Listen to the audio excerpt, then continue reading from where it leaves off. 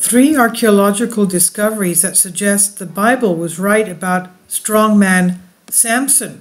We know him from the story of Samson and Delilah. There are those who celebrate the Bible as a historic account of God's chosen people and the life and death of Jesus Christ, and those who believe it's just a selection of myths. However, there might be some scientific evidence to back up the biblical stories.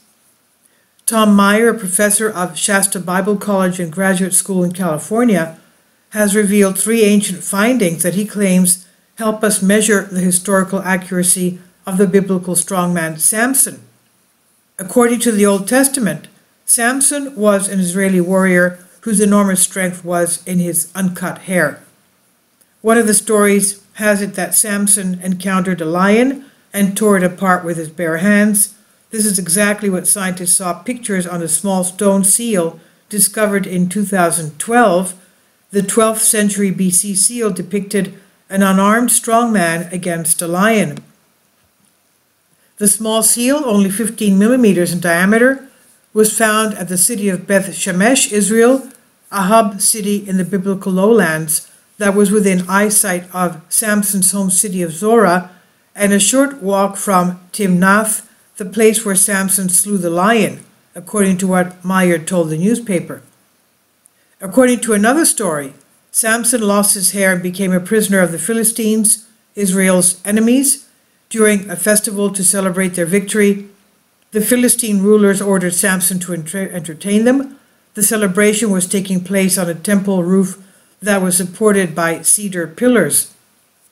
Rocking furiously back and forth between the cedar pillars supporting the roof, Samson broke the pillars and the roof collapsed, killing Samson and all the Philistines present there, Samson said, Meyer says.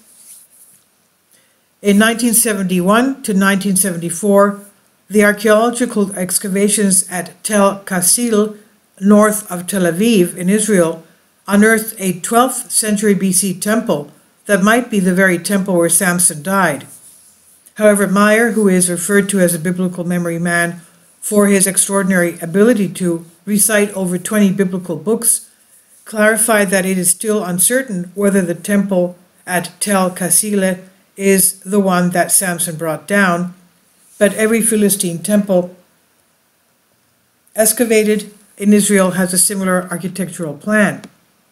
The third discovery is a 5th century AD synagogue found in 2011 in the city of Hokok. Its mosaic floor depicts two scenes from Samson's life. The first is the account of Samson catching 300 foxes, tying their tails together with a cord, and then tying lit torches to the cords and setting the foxes loose to destroy the entire spring crop of the Philistines. The other mosaic depicts Samson carrying the gates of Gaza to a hill near the biblical city of Hebron, according to what Meyer explained. Samson, the man of the sun in Hebrew, meaning, was the last of the judges of the ancient Israelites mentioned in the book of Judges, chapters 13 to 16, and one of the last leaders who judged Israel before the institution of the monarchy, and he's sometimes considered as an Israelite version of the popular Near East folk hero embodied in the Sumerian Gilgamesh and Enkidu and the Greek Hercules.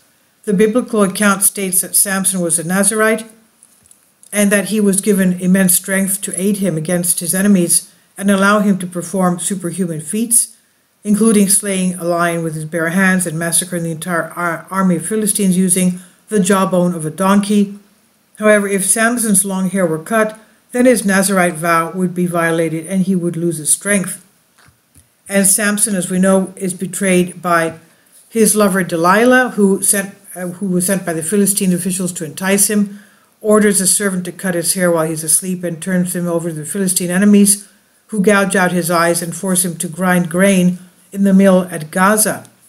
And while there, his hair begins to grow again, and when the Philistines take Samson into their temple of Dagon, Samson has to rest against one of the support pillars, and after being granted permission, he prays to God and miraculously recovers his strength, allowing him to bring down the columns, collapsing the temple of the pagans, killing himself as well as all of the Philistines.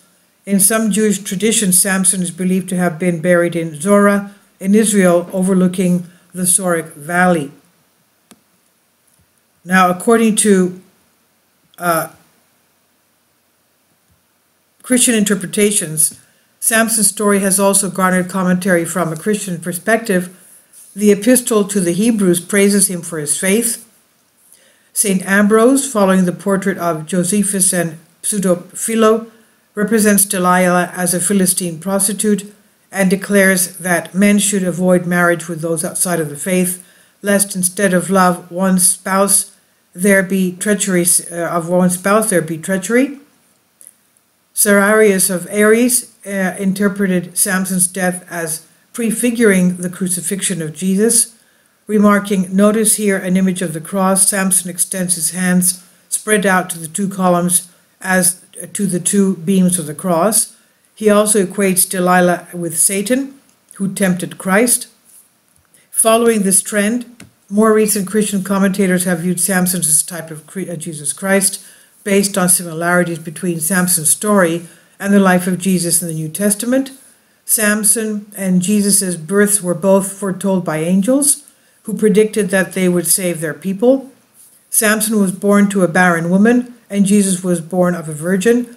Samson defeated the lion, Jesus defeated Satan, whom the first epistle of Peter describes as a roaring lion looking for someone to devour. Samson's betrayal by Delilah has also been compared to Jesus' betrayal by Judas Iscariot.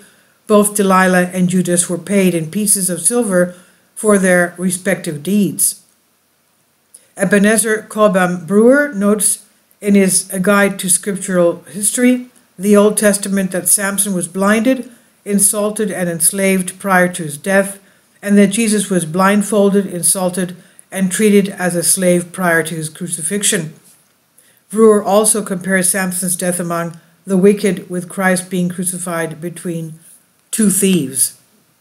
And this is according to Wikipedia as well, and also Embedded Reality. Please leave your comments, and thank you for your support. Kindly support my Patreon account.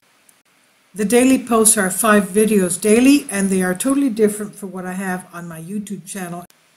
Thank you so much for your support and that you find all my content so interesting. You'll find the Patreon account details in the description box below.